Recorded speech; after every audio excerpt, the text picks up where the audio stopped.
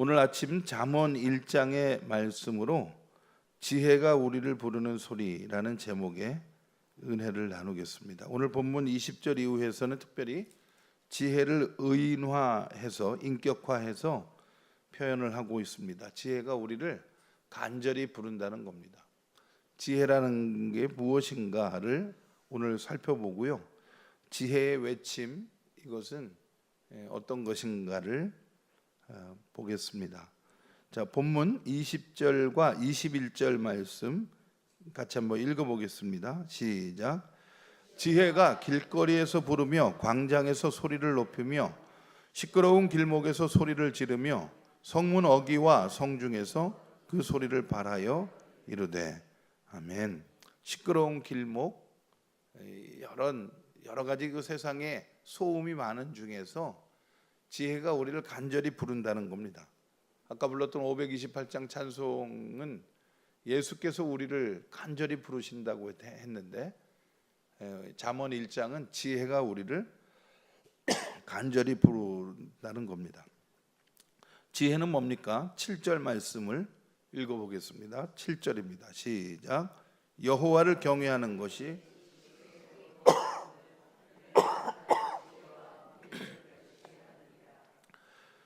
지혜의 근본은 여호와를 경외하는 것입니다. 하나님과 우리 사이의 관계, 우리가 홀로 있는 것이 아니라 하나님께서 우리를 창조하셨기에 우리가 살아있는 것이죠. 하나님과의 관계에서 하나님을 경외하는 것입니다. 이 하나님을 경외하는 하나님과의 관계는 또 이웃을 존중하고 이웃을 사랑하는 이웃과의 관계로도 이어지는 것이죠. 하나님과의 관계로 땡 하는 것이 아닙니다. 요한일서 4장 20절에 보면 누구든지 하나님을 사랑하노라 하고 그 형제를 미워하면 이는 거짓말하는 자니 보는 바 그 형제를 사랑하지 아니하는 자는 보지 못하는 바 하나님을 사랑할 수 없느니라 말씀을 하셨습니다. 그러니까 하나님을 경외하는 이것이 지혜의 근본인데, 하나님을 경외하는 사람은 또 이웃을 존중하며 살아가는 것입니다. 그래서 지혜가 우리를 아주 큰 소리로 간절히 부르는 것이죠. 뭐라고 부르냐 하면 어리석지 말라는 겁니다. 22절에 세 가지를 하지 말래요. 어리석지 말고, 거만하지 말고, 미련하지 말라는 겁니다. 저와 여러분들은 어리석지 말고, 거만하지 말고, 미련하지 말고 지혜롭게 살아가게 되시기를 바랍니다. 지혜가 뭡니까? 하나님을 경외하는 것이고, 그것은 곧 이웃을 사랑하는 겁니다. 보이는 이웃을 사랑하지 않으면서 보이지 않는 하나님을 사랑한다고 말할 수가 없는 겁니다. 그것은 거짓된 것이죠. 하나님을 사랑하는 우리들은 이 생명의 이 존엄함, 생명의 은총이 얼마나 귀한 것인가를 기억하고 이웃을 사랑하며 섬기며 살아가는 것입니다. 믿음은 관계인 것이죠.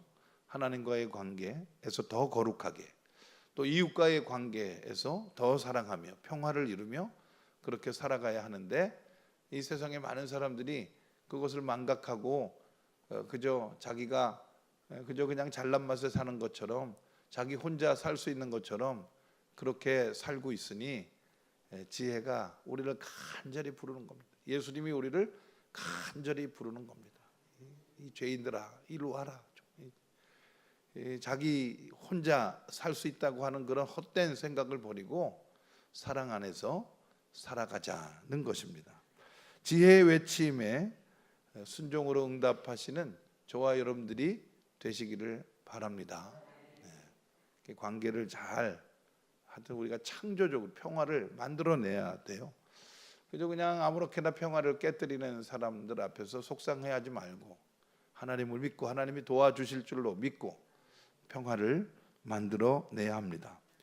자, 지혜의 외침은 돌이키라는 외침입니다. 23절 같이 한번 읽어보겠습니다. 23절입니다. 시작. 나의 책망을 듣고 돌이키라. 보라, 내가 나의 영을 너희에게 부어주며 내 말을 너희에게 보이리라. 아멘. 이 지혜가 인격화하고 의인화해서 우리에게 얘기하는 겁니다. 지혜가 우리를 책망한다는 거예요. 어리석고 미련하고 거만한 우리들을 책망하는 겁니다. 뭐라고 책망하느냐? 돌이키라. 그 자기 교만의 길을 걸어가는 우리들에게 돌이키라. 하나님과의 관계, 이웃과의 관계를 망각하고 혼자 잘 살 수 있다고 여기는 그 어리석음에서 돌이키라는 겁니다. 돌이키면 어떻게 되느냐? 내가 나의 영을 너에게 부어주고 내 말을 너에게 보이리라는 겁니다. 제가 얼마 전에도 말씀드렸지만 예전에 성기동 교회 그 청년이었던 분들이 이 속초로 이제 휴가를 와요. 가끔 놀러 오는데 이 분들이 저를 일깨워주는 그게 있어요. 뭐냐 하면 예전에 제가 했던 설교를 기억한다는 거예요. 저는 그 설교 기억 못 하거든요. 제가 20년 전에 무슨 설교 했는지 저는 잘 모르는데 이 사람들이 그 설교를 기억하는 거예요. 그거는 이제 성령의 역사죠. 그죠? 어떤 예배가 기억되고 그 예배를 통해서 불렀던 찬송의 은혜가 기억되고 이 하나님의 말씀이 기억되는 것은 그거 정말 하나님의 은혜입니다. 이 23절 말씀이 그대로 이루어진 거죠. 내가 나의 영을 너에게 부어서 내 말이 보여진다는 겁니다. 성경 말씀이 내 말을 너에게 보여주겠다. 성경 말씀이 우리에게 보여지는 것이죠. 그러니까 제가 늘 말씀드리지만 이 목사가 해석하는 성경 말씀을 듣고 잊어버릴 것이 아니라 목사님은 이 말씀을 그렇게 봤다는데 나한테 이 말씀은 또 어떻게 보여질라나? 어떻게 열려질라나? 이 관점을 가지고 우리가 성경을 또 다시 한번 읽고 다시 한번 묵상하고 그러는 게 굉장히 중요합니다. 성경이 열려지는 그 은혜를 우리가 누려야죠.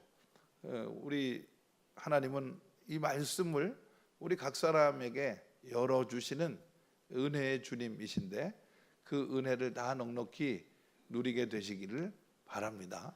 뭐 성경 창세기부터 계시록 다 알지 못하지만 그러나 그날 주어지는 말씀들 그저 우리가 그 말씀을 묵상하고 그 말씀에 있는 한 구절이 우리 심령에 와서 닿고 그것이 활짝 열려지면 그거 뭐 하늘이 우리에게 열려진 것이죠. 돌이키라. 이 돌이키는 마음에서부터 성령의 충만함과 말씀이 열리는 은혜가 있게 될 것입니다. 그러면 어떻게 되느냐? 평안히 살고 재앙 없이 안전하리라는 겁니다. 33절 말씀을 읽어보겠습니다. 시작. 오직 내 말을 듣는 자는 평안히 살며 재앙의 두려움이 없이 안전하리라. 아멘. 그죠? 말씀이 열리면 하나님의 말씀이 들리면 그것이 심령에 와서 닿으면 그것이 위로가 되고 소망이 된다는 것입니다. 그것이 평안이 되고 두려움이 없는 담대함이 되는 것이죠. 그 어리석음에서만 돌이키면 그런 은혜가 있다고 지혜가 간절히 우리를 부른다는 겁니다. 그 돌이키라는 외침 늘 기억하고 돌이켜 십자가 바라볼 수 있는 저와 여러분들이 되시기를 바랍니다. 결국 그것은 우리에게 평안을 주시는 건데요. 지혜의 외침은 재앙을 피하라, 평안을 누리라는 외침이라는 겁니다.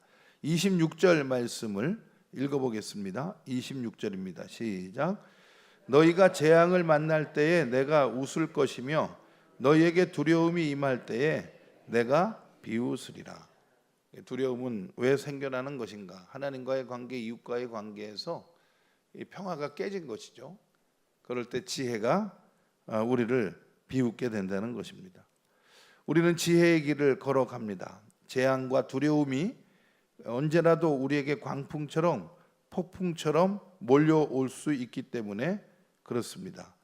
27절과 28절 같이 읽어보겠습니다. 27, 28입니다. 시작. 너희의 두려움이 광풍같이 임하겠고 너희의 재앙이 폭풍같이 이르겠고 너희에게 근심과 슬픔이 임하리니 그때 너희가 나를 부르리라. 그래도 내가 대답하지 아니하겠고 부지런히 나를 찾으리라. 그래도 나를 만나지 못하리니. 우리는 바닷가에 살기 때문에 센 바람을 가끔 경험을 합니다. 2019년 4월 4일 날 큰 산불 날 때 그날 바람의 속도가 시속 200km였대요. 그거 저 동현 아파트 앞에서 제가 그 골목에서 그걸 직접 맞아 봤거든요. 어유 세상에, 바람이 제가 웬만하면 밀리지 않는 몸무게거든요. 근데 이 몸무게가 밀리더라고요. 어떻게 이렇게 바람이 센가? 시속 200km. 광풍이죠. 여기 보니까 27절에 너희의 두려움이 광풍같이 임할 수 있다는 겁니다. 너희의 재앙이 폭풍같이 이룰 수 있다는 겁니다. 왜 그렇습니까? 우리가 육신을 입고 있기 때문에 그렇습니다. 육신을 입고 있다. 이것은 좀 이렇게 그 학문적으로 말하면 한계가 있다는 것이죠. 육신에 한계가 있잖아요. 우리가 뭐 달리기를 한다. 그러면 달릴 수 있는 능력에 한계가 있지 않습니까? 육신을 입고 있다는 것은 한계가 있다는 뜻이고, 그것을 성경에서는 죄라고 얘기하는 겁니다. 아까 528장 찬송의 후렴은 죄 있는 자들아 이리로 오라, 주 예수 앞에 오라. 우리의 모든 한계, 죄, 이 문제를 해결해 주시는 구원의 능력은 오직 예수 그리스도께만 있는 줄로 우리는 믿습니다. 이 죄 때문에, 우리의 한계 때문에 언제라도 두려움과 재앙이 광풍처럼 폭풍처럼 이룰 수 있다고 하는 것은 이제 우리가 하나님 사랑, 이웃 사랑으로 살겠다고 아무리 다짐을 해도 우리는 한순간에 이기적이 될 수 있단 말이죠. 한순간에. 그 가능성에 대해서 우리가 늘 기억하고 있어야 돼요. 그게 나는 죄인입니다라는 고백입니다. 그러니까 죄 있는 자들아 이리로 오라. 죄 없다고 여기면 못 가죠. 그죠? 늘 나는 죄인입니다라고 하는 내 고백이 있어야 우리는 예수님께로 나아갈 수 있는 겁니다. 그러니까 이런 참 신앙의 역설이 있는 거죠. 죄를 고백하는 사람만이 주님을 향해 더 가까이 나아가는 그런 영적인 발돋움을 이어갈 수 있는 겁니다. 그 사람에게 성령이 부어지는 것이고, 그 사람에게 말씀이 열려지는 것이고, 그 사람에게 하나님과의 관계에서 더 거룩함으로, 이웃과의 관계에서 더 사랑함으로, 평화로움으로 우리가 살아갈 수 있는 것이죠. 그렇게 쭉 살아가면서도 어느 한순간 이게 우리가 이 어리석음으로, 거만함으로, 미련함으로 빠질 수 있다고 하는 이 가능성을 늘 기억해야 돼요. 자기를 믿지 말아야 돼요. 어떻게 자기를 믿습니까? 예수님을 믿어야죠. 내가 그렇게 순간적으로 타락을 하고, 순간적으로 또 다시 욕심을 따르고, 순간적으로 다른 사람들에게 교만하고, 그럴 수 있다고 하는 걸 기억하고 십자가 앞에서 주여 저를 도와주옵소서, 끝까지 나를 놓지 마시고 잘 인도해 주옵소서. 우리는 평생을 그 믿음으로 살아가는 것입니다. 십자가를 믿는 것이 우리의 믿음인 것이죠. 자기 신념을 따르는 그 어리석음, 미련함, 거만하면서 우리가 돌이켜야 됩니다. 오늘 아침 우리를 부르는 지혜의 간절한 외침에 우리가 마음을 돌이켜 응답할 수 있는 거룩한 다짐, 거룩한 응답 충만하게 되시기를 주님의 이름으로 축원을 드립니다. 기도드리겠습니다. 공영미 권사님 따님 김성실 자매 위해서 감사헌금 봉헌하셨습니다. 김수용 권사님 가정에서 1,000번째 봉헌하셨습니다. 김수용 권사님 가정에서 8월 초하루 감사헌금 봉헌하셨습니다. 사랑의 하나님, 은혜 감사드립니다. 예수 그리스도의 십자가 은혜로 우리를 구원하시고 하나님과의 관계에서 거룩함으로, 이웃과의 관계에서 화평함과 사랑함으로 살아갈 수 있도록 우리를 인도해 주심을 감사드립니다. 언제라도 죄에서 돌이켜 십자가 바라볼 때 성령을 부어주시고 말씀을 열어주셔서 소망 중에 우리를 이끌어 가시는 줄로 믿습니다.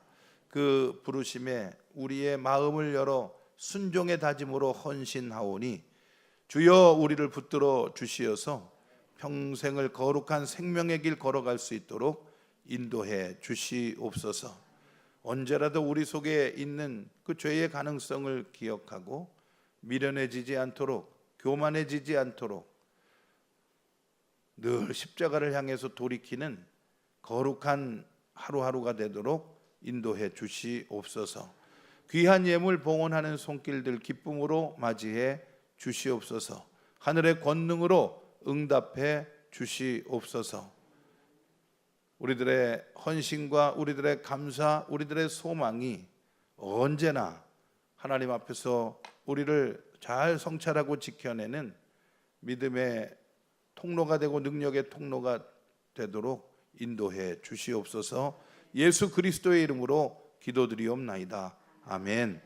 하늘에 계신